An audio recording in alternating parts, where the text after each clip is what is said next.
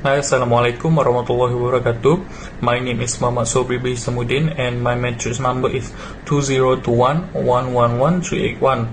Okay, so as we hear today, we will discuss or explain about the country that we choose which is the Brunei Darussalam.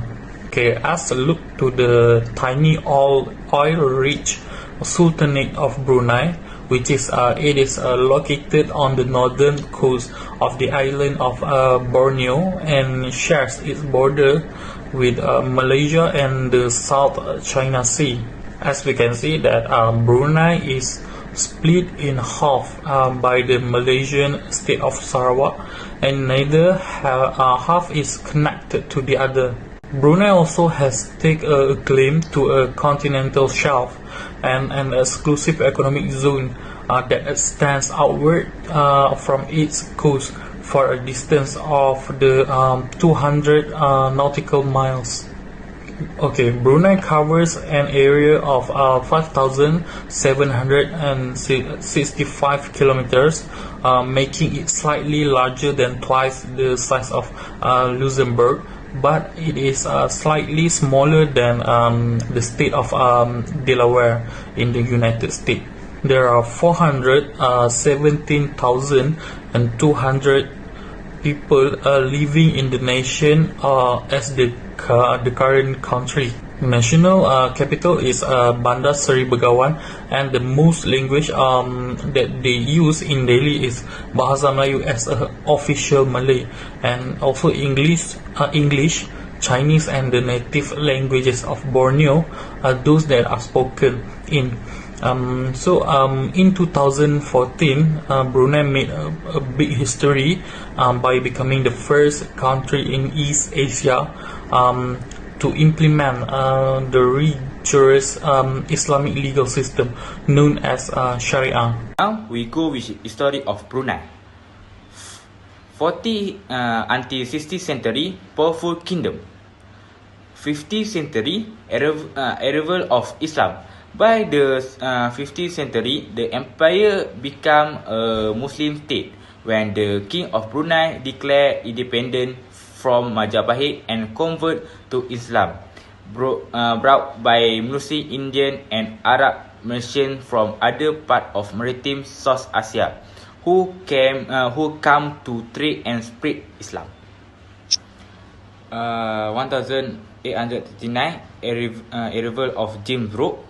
1888, British Blockade. Now 9041 until 9045, Japanese occupation. Late 1950 and early 1960, resist pressure to join neighbour Sabah and Sarawak in the newly formed Malaysia. 1960, small rebellion. 1967, Sir Muda Arsenal Bolkiah became 29 Sultan following his father handing over.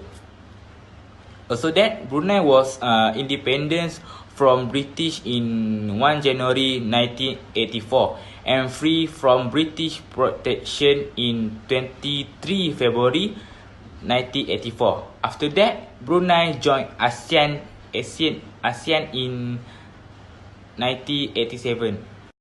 Assalamualaikum, my name is Shamina and I'm going to explain about Brunei's political background. The politics of Brunei take place in the framework of an absolute monarchy, whereby the Sultan of Brunei is both head of state and head of government. The executive power is exercised by the government.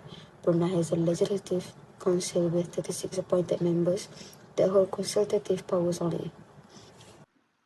Under Brunei 1959 Constitution, His Majesty Hassan Bolkiah is the head of state with full executive authority, including emergency powers, since 1962. The Sultan's rule is enshrined in the national philosophy known as Melayu Islam Berajat, or Malay Islamic monarchy. The country has been under martial law since the rebellion of Johor in the early 1960s was put down by British troops from Singapore. In this part, I will talk about the Brunei economy. Brunei is a small and wealthy country. There are a mixture of foreign and domestic entrepreneurships, government regulations, and village traditions. it is almost entirely supported by export of crude oil and natural gas. Country of Japan has traditionally been the main customer for Brunei's oil exports. Brunei oil production over 240,000 barrels per day. Brunei's natural gas, also called as Brunei liquefied natural gas, simplified to LNG plants, which is opened in 1972 and is one of the largest LNG plants in the world. Over 82% of Brunei LNG produce is sold to Japan under a long-term agreement renewed in 1993. Other than that, the government provides for all medical service and subsidies foods and housings. The government has shown progress in its basic policy of diversifying the economy away from oil and gas. Brunei's leaders are concerned that steadily increased integration in the world economy will undermine internal social cohesion, although it has taken steps to become a more prominent player by serving as chairman for the 2000 Asia-Pacific Economic Cooperation Forums. Growth in 1999 was estimated at 2.5% due to higher oil price in the second half, and Brunei is the third largest oil producer in South Asia. Also, is the ninth largest producer of liquefied natural gas in the world. Hi, my name is Nurulida and I would like to tell you about social background in Brunei. The first one is classes and castes. The dominant ethnic group in Brunei are composed of four regular described social classes, which is the nobles, the aristocrats, the ordinary people, and the slaves. Although slavery is no longer practiced, it is because class membership is strictly genealogical. A person assumes that the class membership of his or her father cannot rise or fall into any class. There are no castes and the Kadayan have no social classes. Next is symbol of social stratification. The only outward sign of social stratification are the prename title of respect used in addressing or referring to nobles. And now we move to the third point, which is ethnic group. For ethnic group, there are nearly 2/3 of population of Brunei is classified officially as Malay. This category, however, includes not only ethnic Malays but also a number of the indigenous people, namely the Dusun, Balet, Kedayan, Murut, and Bisaya or Bisaya. Chinese make up about 1 to 10 of population. The remainder of Brunei's residents consists of other non-Malay indigenous people such as the Iban or Sis Dayak. Various people of South Asian descent and temporary workers primarily from Asia to Europe. And the next is languages. The official language is Malay, with English as a major second language. Many Chinese speak certain varieties of Chinese and many learns Mandarin in school. And the last one is about the religion. Brunei's population is predominantly Sunni Muslim, although the Chinese usually follow Buddhism, Taoism, Confucianism, or Christianity. Some of the indigenous people are Christian, while others follow their own local religion. And the last one is about the religion. Brunei's population is predominantly Sunni Muslim, although the Chinese usually follow Buddhism, Taoism, Confucianism, or Christianity. Some of the indigenous people are Christian, while others follow their own local religion. Next is the culture of Brunei. Brunei is strongly influenced by Malay cultures and the Islams. The culture is also influenced by the demographic makeup of the country. More than 2/3 of the population are Malay, and the remainder consists of Chinese, Indians, and indigenous groups such as Murut, Dusuns, and Kedayans. While Standard Malay is the official language of Brunei, languages such as Brunei Malay and English are more commonly spoken.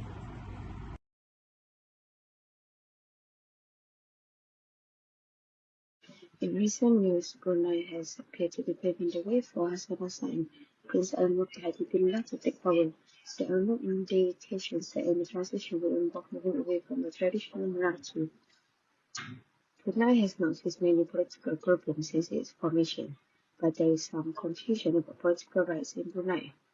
One of them is with the dominance of the Sultan and lack of elections. Residents have few avenues for genuine and autonomous political participation. However, people have a very limited ability to challenge unpopular policies through the organization of social movement. Assalamualaikum. My name is Muhammad Asnul Abdullah, and today I would like to present about security in Brunei. Brunei security outlook in 2019 was reasonably tranquil and bullish about the region's ability in addressing security concerns. Since it became independent, most of Brunei's biggest security problems have come from outside sources like political legitimacy, territorial border, maritime dispute, and cybersecurity.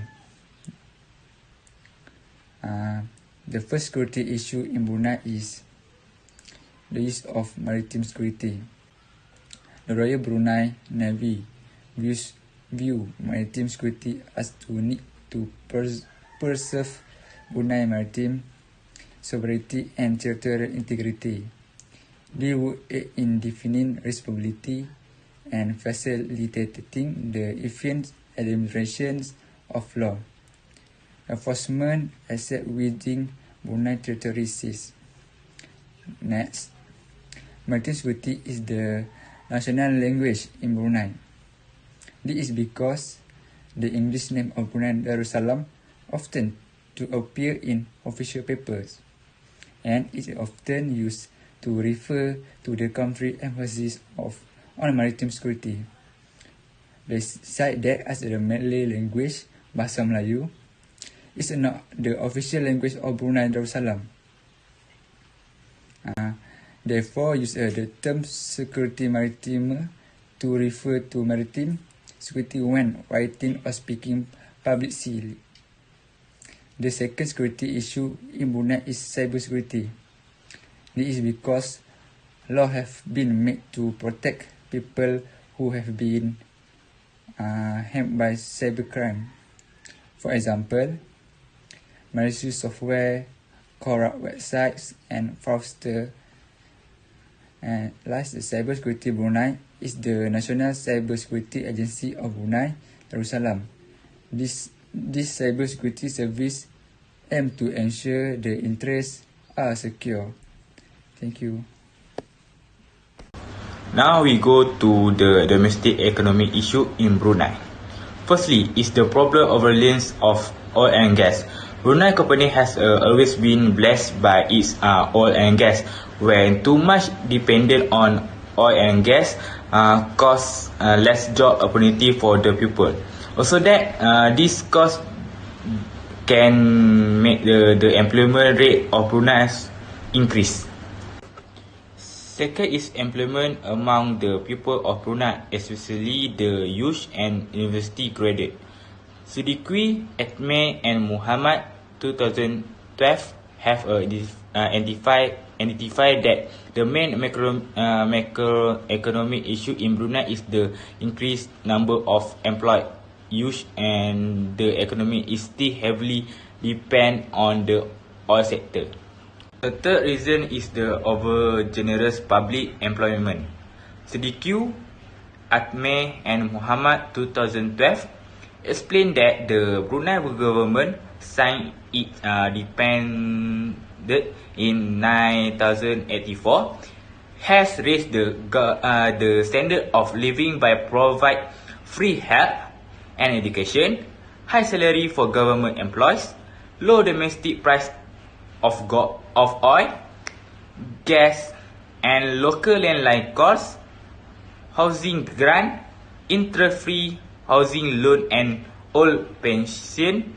While Brunei has been continue investing the budget supplies in foreign countries. The third reason is the over-generous public employment. Siddique, Atme and Muhammad 2012 explained that the Brunei government signed it depended in 9084 has raised the standard of living by provide free health and education, high salary for government employees, low domestic price of oil, gas and local landline costs, housing grant, interest-free housing loan and old pension, while Brunei has been continue investing the budget supplies in foreign countries. One of social issues in Brunei are human rights issues.